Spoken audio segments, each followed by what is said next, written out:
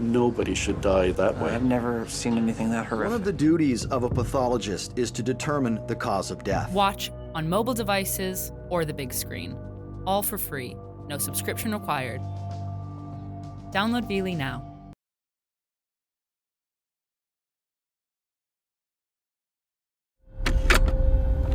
No matter what you say, I'm sticking to my story. I did not do it. This is the childlike voice of one of Britain's most prolific serial killers. I just can't get it through to nobody. I am not bloody lying. I won't do it. Now, 25 years after I reported on her conviction, we're able to shed new light on the case of the killer nurse Beverly Allitt, the so-called Angel of Death. In 1991, 22-year-old Allitt murdered 4 children and attacked 9 others in her care. Her surviving victims are now ready to speak about their experiences, some for the first time. What frightens you now? In case you come back for me. You think that the nurse might be coming back for you? I meet the man who brought her to justice against the odds. One very senior officer said to me, "You're chasing rainbows." And for the first time, I'm able to hear and share with those involved tapes of Beverly Allitt's police interviews. No matter what you say, and no matter how much you don't believe me, and I know you don't, I don't care. Revealing to victims new facts about her case. I didn't really know about that bit. And examining why she did what she did. It might be a much, much darker thing, which is the act of killing is enormously exciting. Finally, in revisiting this case, I discover new evidence that suggests Allitt may have faked her way out of prison and into the relative comfort of a secure hospital. Whatever Beverly Allitt wants, she will manipulate to try and get. She's a child murderer. She's been living the life of Riley in there. I don't know, I don't want to talk about it.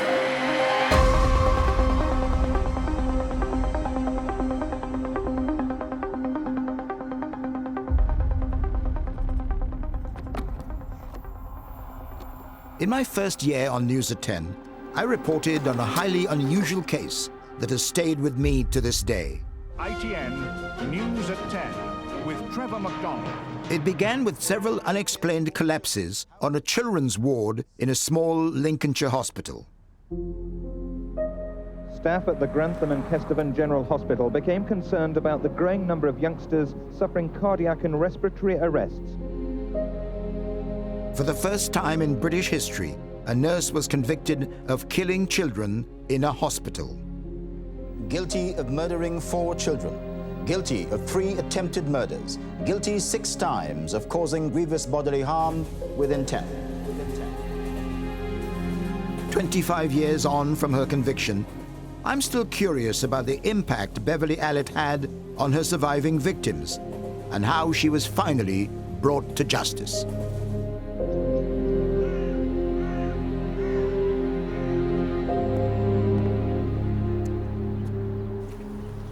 I've come to Grantham to meet the children who survived her attacks, and the detective without whom she may never have been caught. Former Superintendent Stuart Clifton remembers the case from the beginning, as if it were yesterday. On the 30th of April of 1991, a detective sergeant at Grantham rang me to say that there had been an abnormal number of child deaths and collapses. I went to the hospital myself the next day. I met with the 2 hospital paediatricians, and we talked through the collapses of a number of children that had occurred on the children's ward, Ward 4.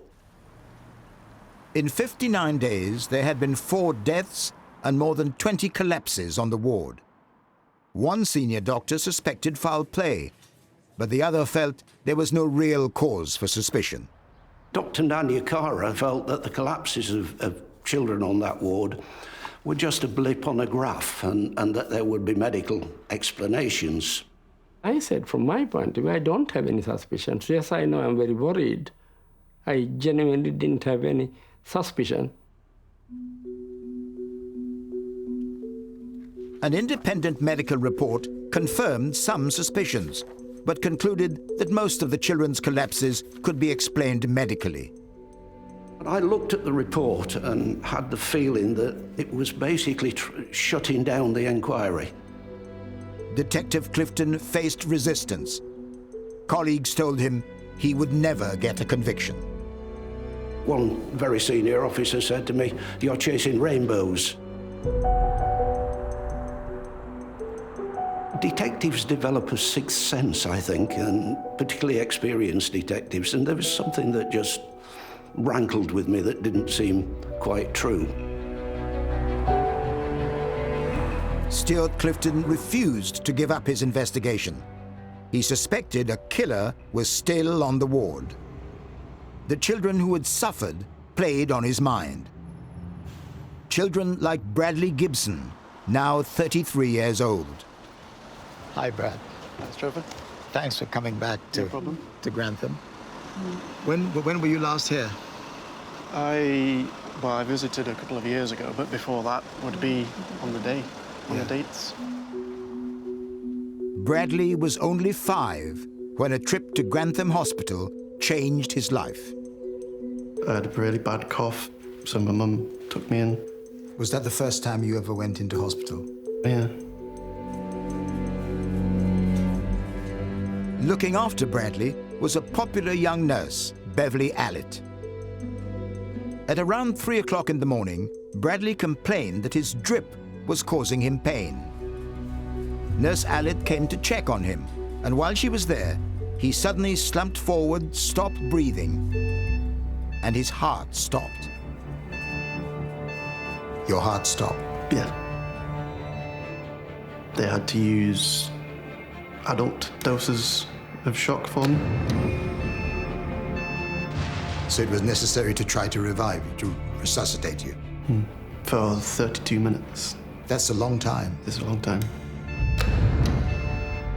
Dr. Porter applied electric shock. Not once, not twice, 7, 8 times, if not more. And eventually, he just managed to get the heartbeat going.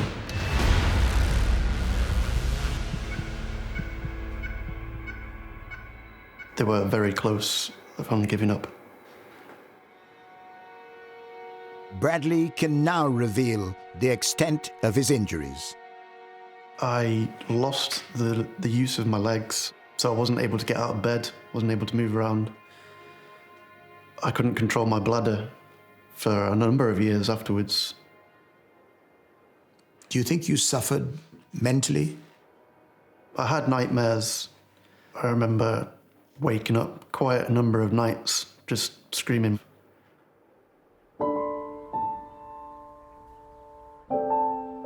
Before the nightmares began, 22-year-old Beverly Allitt was a well-liked nurse on a close-knit children's ward.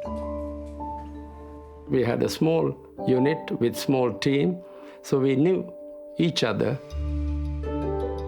She was young, pleasant, very quiet, and I thought she was helpful. Families of the patients adored her. During a chaotic 2 months, when their children were collapsing at an alarming rate, Nurse Beverly was always there to help.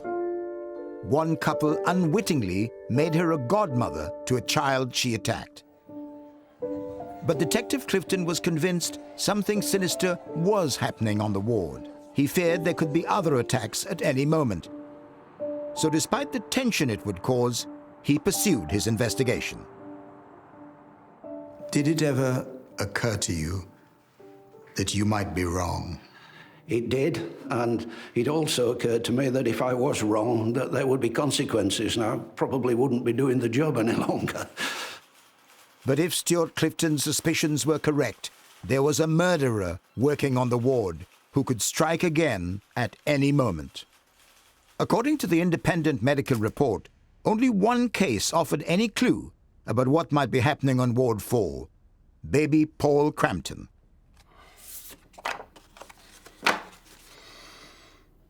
These are photographs of our children around the time. Quite old now, of course, but, you know, fond memories.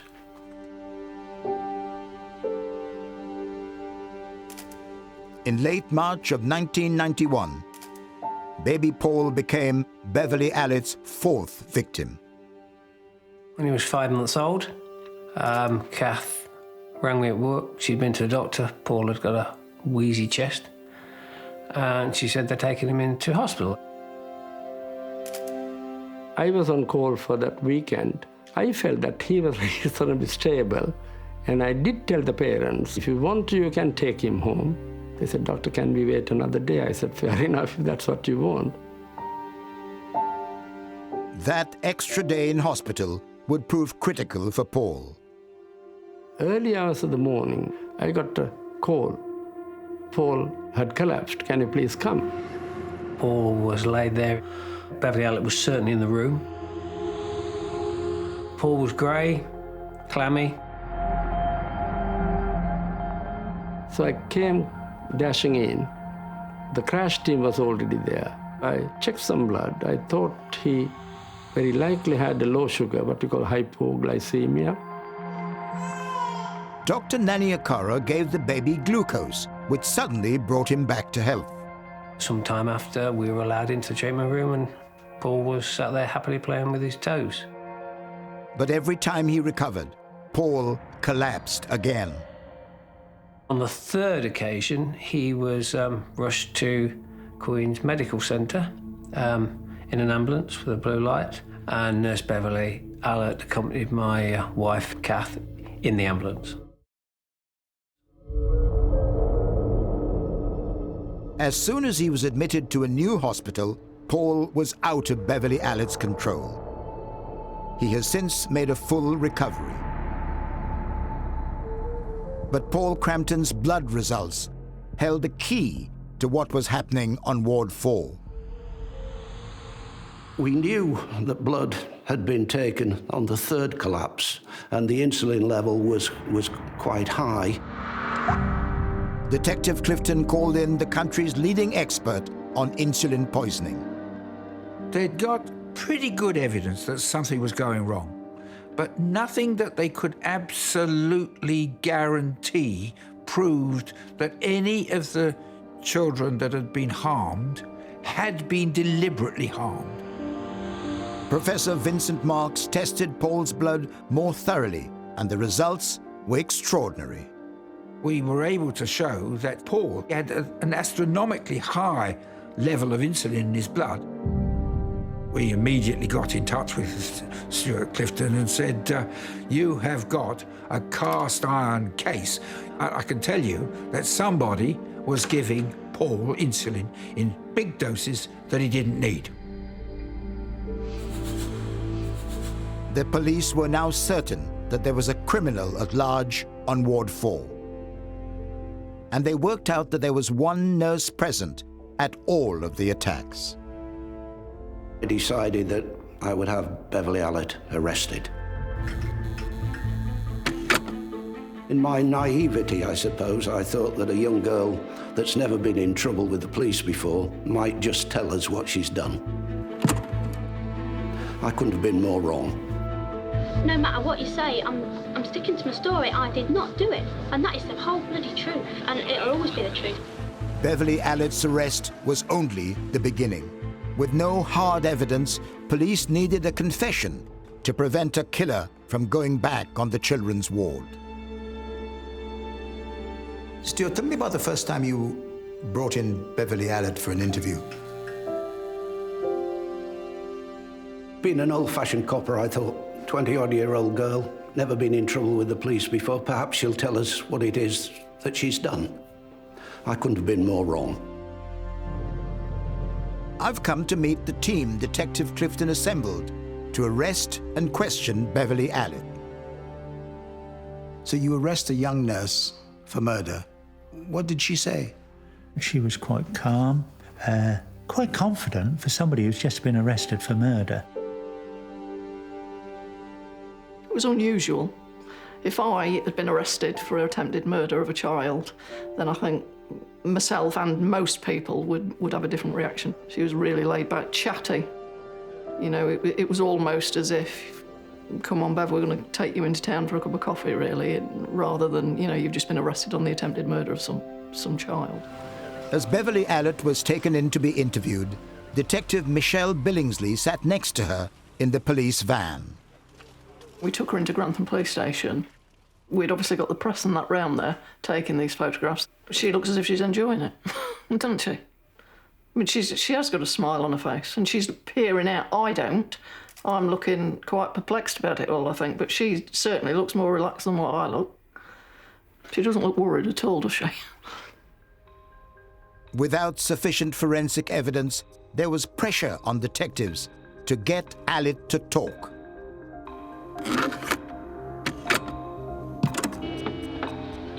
This interview is being recorded. I am Policewoman 489 Billingsley, stationed at Grantham. My colleague is... Neil Jones, Detective Inspector.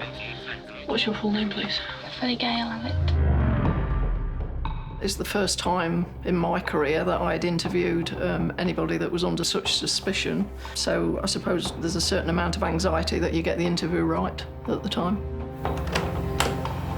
We'll have to tell you both that you don't have to say anything unless you wish to do so, but what you say may be given in evidence. You understand all that? The police knew that at least one victim, baby Paul Crampton, had been poisoned with insulin. They suspected Allitt was responsible, but lacked evidence tying her to the crime. They needed her to confess. You were arrested this morning on suspicion of the attempt murder of Paul Crampton, who was a baby on the ward from about the 20th of March. Those involved with the case have not heard these tapes for more than 25 years. Do you remember that child being on the ward? Yes, I do. The officers began by asking Beverly Allitt about Paul Crampton. We've got this kid in for Paul Crampton. Some harm has been done to it, and you are the prime suspect at the moment. Everything points at you. You I know everything points at me, but what can I do to say I didn't? I've told you I didn't do it, and I wouldn't dream of doing it to anybody. God, why a patient if I hated somebody that much? It soon became apparent that she wasn't going to admit to anything. Officers tried to pin Allitt down on her precise movements around Paul's collapse. And you say you went in there. Also in there was... Dad, Mr. Crampton and Paul. Paul's father, David, has never heard this interview before, and as Allitt did not give evidence in court, he's keen to hear her version of events. Did you give that child anything? Not a thing. I don't think I even went in the room. I'm really going to sneak back on the ward and say, oh, here, I'll have a bit of this. I was always sure that she had a clear plan. These tapes bring that into real crystal clarity. Clear thinking, clear thought, clear plan, know where I want to get to. No matter how much you don't believe me, and I know you don't, I don't care. I can't bloody lie to you. I'm not going to sit here and lie to you for days on end while I get questioned.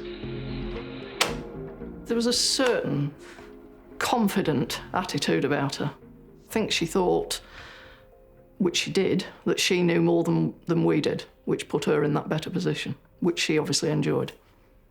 I'll tell you what, when I found out who bloody did it, having me in here was pissing time, fed up.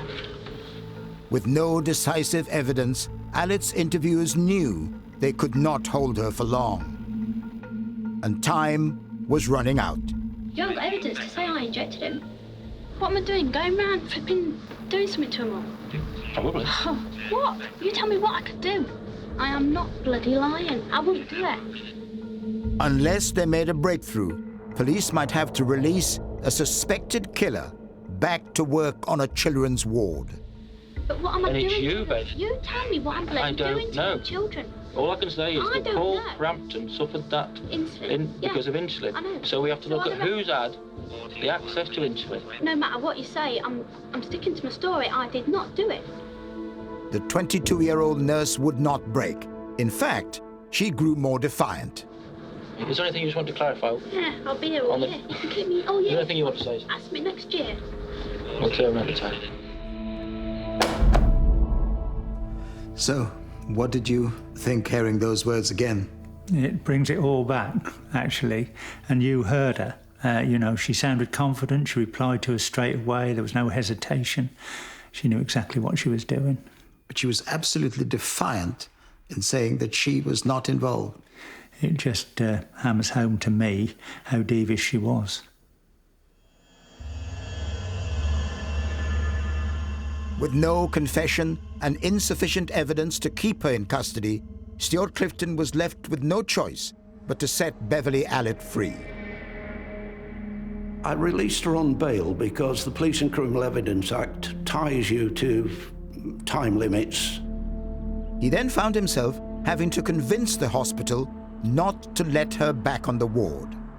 If this was a killer, and I believed that at that stage it was, allowing somebody to go back into an environment where they could yet again kill was more than I could stomach. Death at Grantham District Hospital have been investigated by police. A nurse is on extended leave. Stuart Clifton appeared on News at 10, but couldn't say what he actually believed.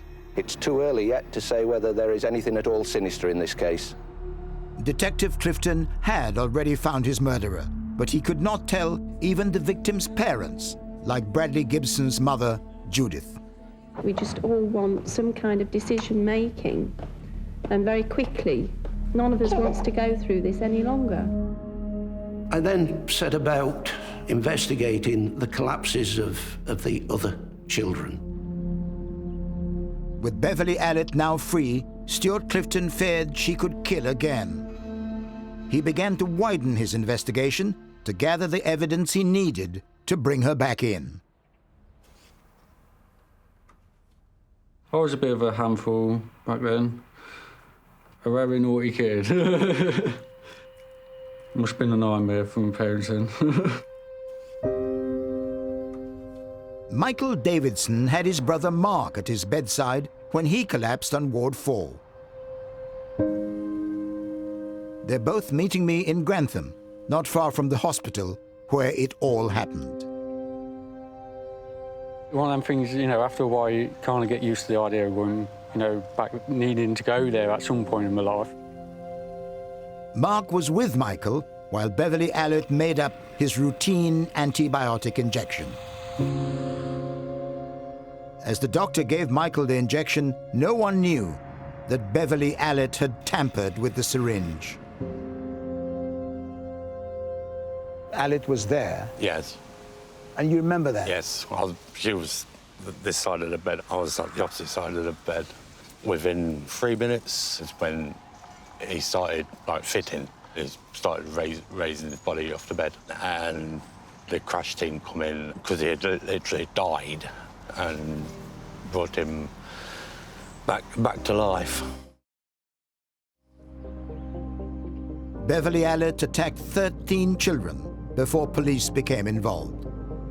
She was now back in the community, and detectives were no closer to bringing her to justice. She is now a patient herself, looked after by medical professionals here at Rampton Secure Hospital, where she turned 50 this month. But what was the lasting impact of her actions all those years ago, and how does it still affect her surviving victims? There's no longer a Ward 4 here at Grantham Hospital. The children's ward has been given a new look and a new name. But what remains is the memory of Beverly Allitt and what she did here.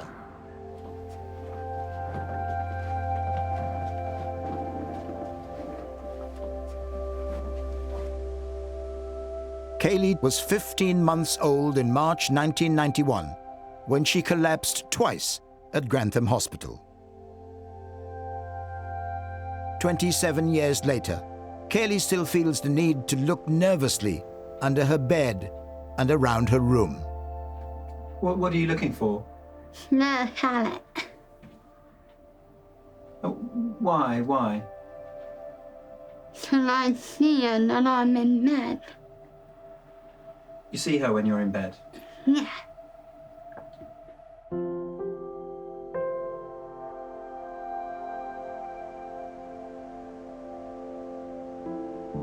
I suppose the only way you can describe it is flashbacks of what happened. She sort of looks under a bed in drawers, looking for, actually, Nurse Allitt, although you're told time and time again she is not there. Kaylee was already suffering from a rare disorder that affected her development and growth when her nurse, Beverley Allitt, attacked her. Kaylee was injected with air underneath her armpits that made her lungs collapse. She had what they call respiratory arrest. How did you think this happened? Well, we was just told it was the nurse that actually injected the air under her arm.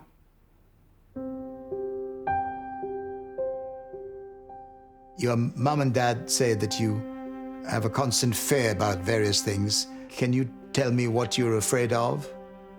What do you tell Mummy you're afraid of? What frightens you now? In pain can come back for me. You think that the nurse might be coming back for you? Yeah. Yes, but that will never happen. She wouldn't recognise you now, would she? You was just a little baby. And I tell you time and time again, don't I? It's very difficult for her to understand, and you could tell her one day and then, a few days later or a couple of weeks later, the same questions are asked again. Yeah. No, don't cry. Can you?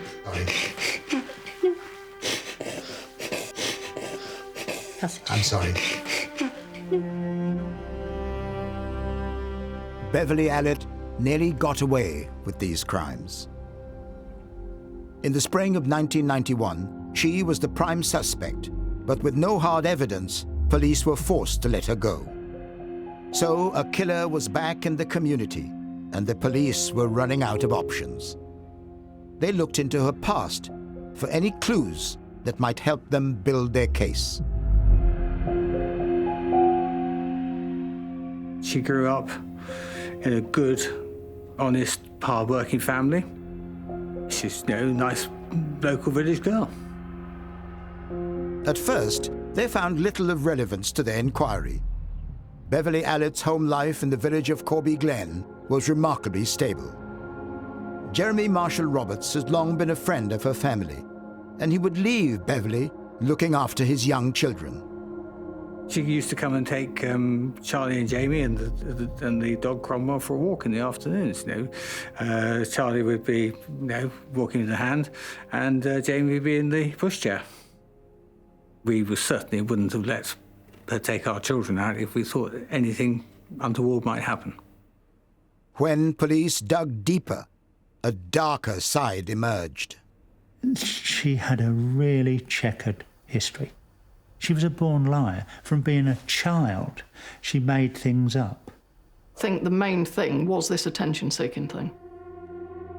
There was a pattern of faked illnesses, arms wrapped in bandages, behaviour to seek attention and sympathy. I think by creating this drama and being the person who's right at the middle of it, it made her realise how much control she could have over other people. And I think that became quite addictive for her.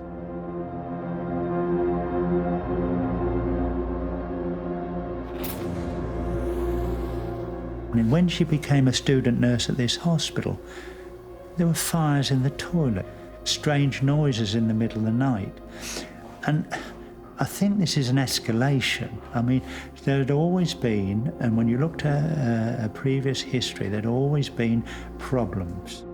In 1 year, Allitt was off work for 100 days, claiming an array of illnesses. She also became violent with her boyfriend. After she started working at the hospital, she started getting a little bit rough with me. We used to have an argument, and she'd turn around and kick me in the balls. She grabbed hold of my hair and brought me to my knees.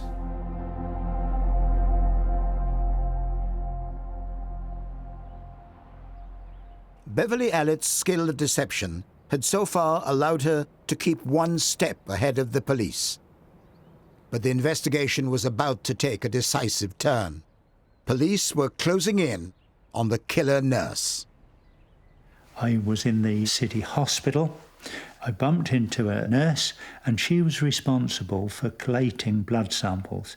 Now, children in hospital have two things taken off them regularly, nearly every day, a blood sample and an X-ray.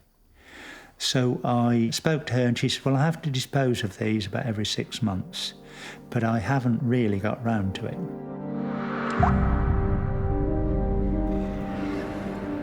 If Nottingham City Hospital had been sent blood samples from Allitt's victims, they might still be in storage. Now, this fridge that I went to look at is bigger than this sofa, and we got into it upside down, pulled it all out, thousands of samples, and we recovered 9 samples of blood from the 13 children. These were tested, and in some of the samples there was insulin found in some of these blood samples. There was potassium, I recall, being found in others, which obviously was then bringing, through the medical experts, the professors, other children into this inquiry. The police now had proof of poisonous chemicals in the blood of Allitt's victims at the time of their collapse. So what was your next step? My next step was interviewing Beverley Allitt yet again. Would you like to give your full name, please? Beverly Gale Allitt. And your date of birth? 4th of the 10th, 1968. Gone was the confident, combative Beverley Allitt. She now resorted to playing a very different game. I've already been interviewed at great length by police in relation to various allegations made. I have been under great pressure because of the vast amount of media attention on me, and in this case I do not therefore wish to answer any more questions. After presenting Allitt with compelling evidence of her guilt, officers looked for any sign of remorse. If you're anything for the parents of these children. No reply. It's quite sad, really, isn't it? No reply. Obviously, her solicitor was there, and she just made no comment throughout the whole of the interview. Especially children, in particular to me, people like Claire Peck. 15-month-old girl. Smiles and winks at the staff. Claire Peck. She came into the hospital with asthma. She's left with Beverley Allitt for a space of 2 minutes, no more. And she suffers the first of 2 collapses. Dr. Porter goes away to tell the parents of the little girl that she's on the road to recovery. Beverley Allitt's left with her, and within the space of 2 minutes, she's stopped breathing and they can't resuscitate her. Don't you feel anything for those parents or the children themselves? No reply. Here is a little girl that ostensibly is on the road to recovery, and in the space of 2 minutes, she's killed her. You shake your head and smile. Did you find this amusing? No reply. Horrific. And you were absolutely certain that the first doctor had probably saved her from collapse, but that within a few minutes, Beverley Allitt had injected her? Absolutely. Absolutely. But this time, police did have enough evidence to hold her. And then she was charged. She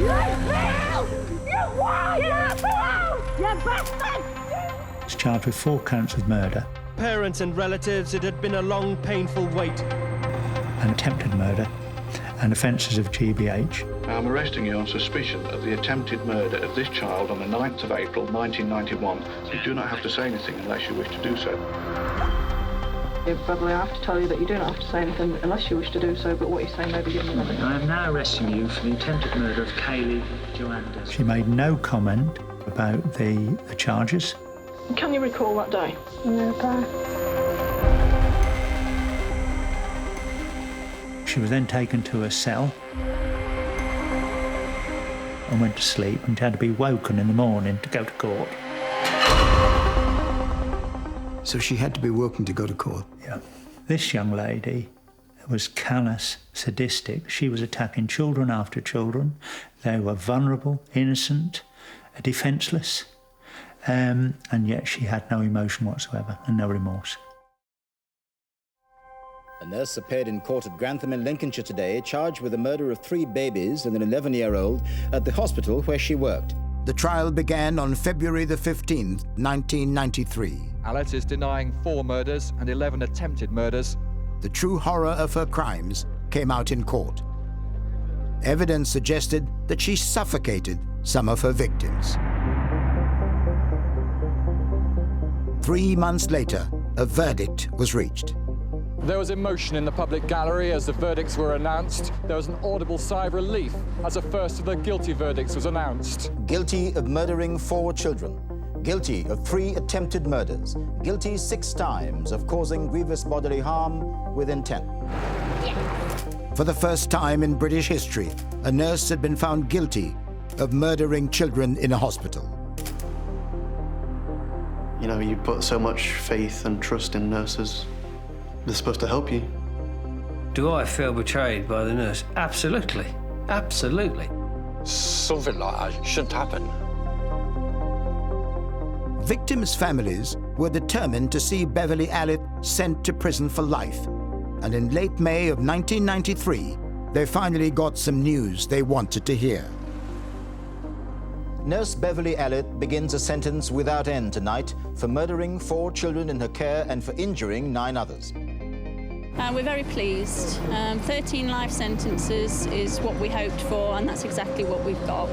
I only hope that she's never released. Parents of her victims looked on as the convicted serial killer was driven from court to begin her 13 life sentences at Holloway Prison. But she would remain there only for a week.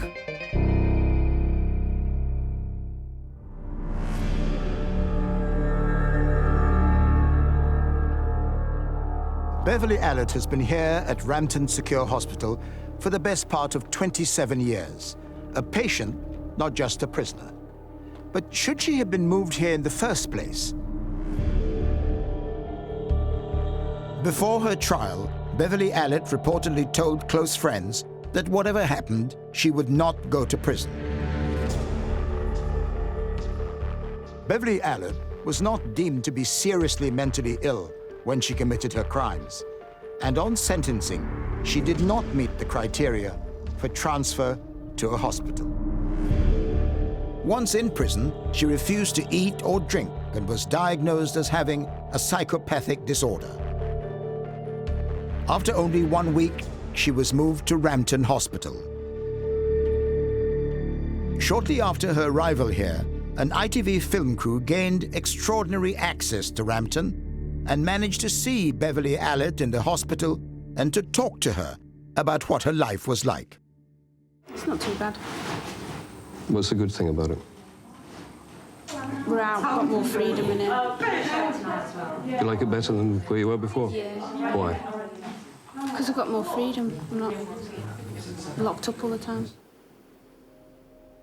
I think it's wrong. She should be in a prison for the crimes she committed. She's a murderer. She's a child murderer. She's been living the life of Riley in there. She should be serving her life sentences in a prison, behind bars. It can't be no fault I'm making. I asked 2 leading criminal experts for their opinion on Allitt's mental state at the time of her arrest. But what if it's a deliberate fault you're making? What can I do deliberately to do it? I won't know what to do. Jeremy Coyd has assessed some of Britain's most notorious killers, including Ian Brady and Peter Sutcliffe. She doesn't sound like somebody who has a severe mental illness or a personality disorder so severe that she needs to go to Rampton. You've got it out of allocation, but you've got it in paper. Elizabeth Yardley has written extensively on healthcare serial killers. When we start talking about mental ill health, we're looking at people who aren't in control of their actions. But it's very clear to me that Beverly Allitt knew exactly what she was doing. She knew it was wrong and she chose to do it anyway. I think somebody who has committed murder knowingly, willingly, I think yes, they should be in prison. Beverly Allitt was first moved from prison to hospital when she showed signs of anorexia while on remand. But our research has uncovered a psychiatric assessment of Beverly Allitt before trial, which judges her fit to plead and raises serious questions about the authenticity of the original symptoms that had her moved. We've had sight of an official report which suggests that Beverly Allitt was faking the anorexia, which had her moved from prison to hospital in the first place. Is this more evidence of her manipulative behavior?